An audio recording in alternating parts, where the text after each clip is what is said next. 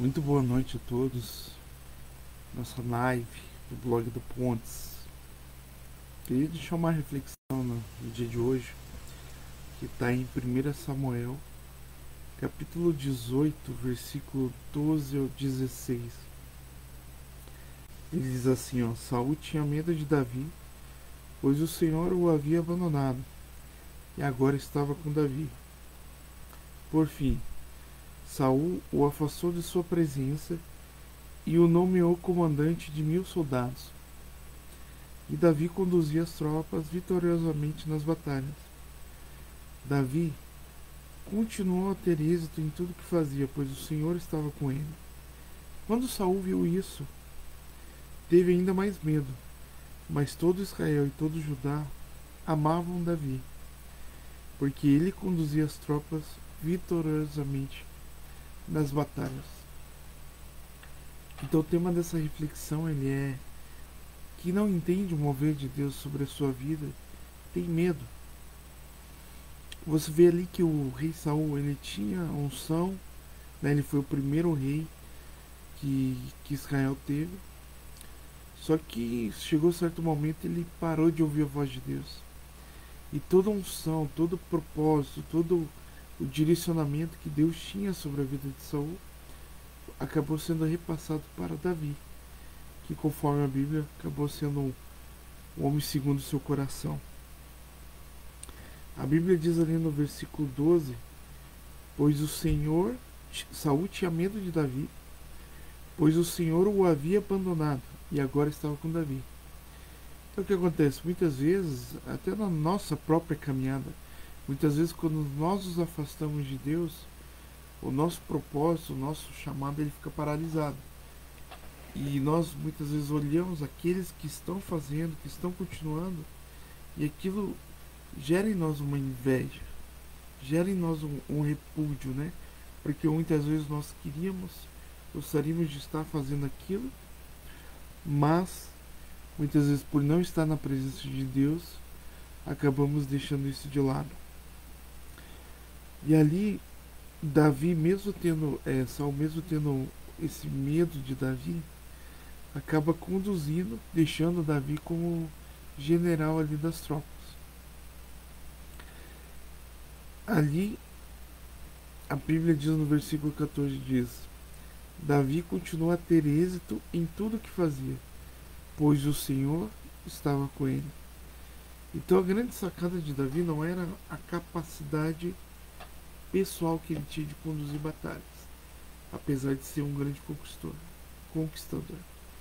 Mas a palavra diz explicitamente que Davi continuou a ter êxito em tudo que fazia, pois o Senhor estava com ele.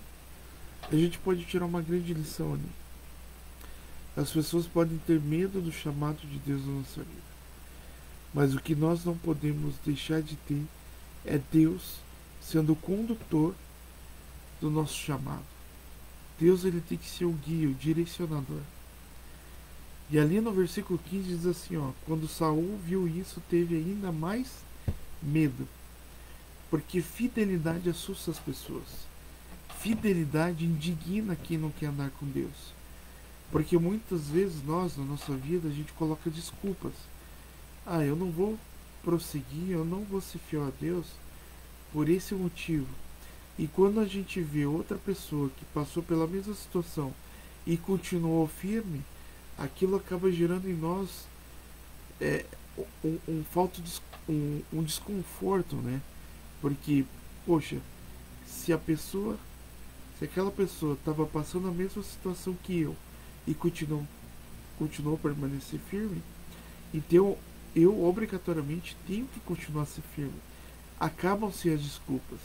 É por isso que quando eu e você tomamos a decisão de continuar firme na presença de Deus, isso se torna um referencial para outras pessoas, que elas olhem e digam: poxa, essa pessoa estava passando um momento difícil e continua firme, então eu também posso. Nós podemos ser referências. E quando a Bíblia diz ali, ó, no 16: Todo Israel e todo Judá amavam a Davi, porque ele conduzia as tropas vitoriosamente nas batalhas. Então a reflexão que eu quero deixar hoje é: qual o medo que você tem colocado na vida das pessoas? Medo no sentido, conforme eu te falei, de Saul. Aqueles que estão longe da presença de Deus. Será que eles se indignam com a sua fidelidade? Será que eles não se conformam com a sua fidelidade? As atitudes de um fiel precisam incomodar a vida daquele que é infiel.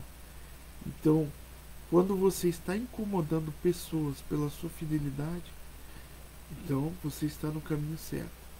Porque o pecado, ele é confrontado não com discurso, mas na prática. Porque na palavra, a palavra se perde.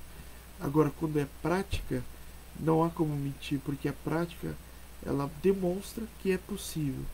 Por exemplo, quando Jesus morreu na cruz sem pecados, ele demonstrou: olha, é possível ser santo, é possível viver em santidade. Ou seja, eu e você não temos nenhuma desculpa. Então, quando nós nos colocamos neste lugar de sermos referenciais, não há desculpas para aqueles que não querem ter um compromisso com Jesus. Deus abençoe, continue firme com Deus e até o próximo devocional Reflexão da Manhã.